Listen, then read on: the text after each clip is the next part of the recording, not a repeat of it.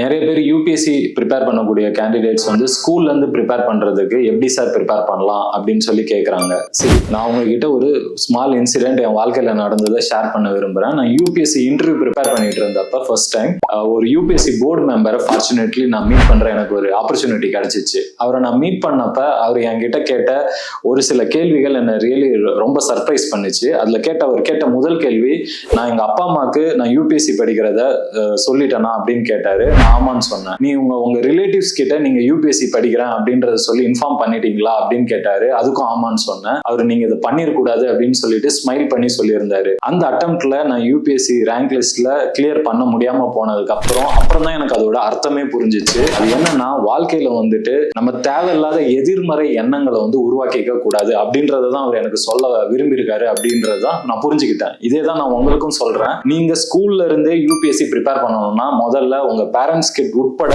நீங்க UPSC prepare பண்றீங்க அப்படின்னு சொல்லாதீங்க. சொல்லாமலே வந்துட்டு என்சிஆர்டி புக்ஸ் 6வது இருந்து 12வது வரைக்கும் இருக்கக்கூடிய சோசியல் ஸ்டடிஸ் புக்ஸ் அதை வந்து நீங்க தெளிவா படிச்சிட்டீங்கனாலே மற்ற கேண்டிடேட்ஸை கம்பேர் பண்றப்ப நீங்க வந்துட்டு உங்களுடைய ப்ரிப்பரேஷன் ஜெர்னில மச் அஹெடா இருப்பீங்க.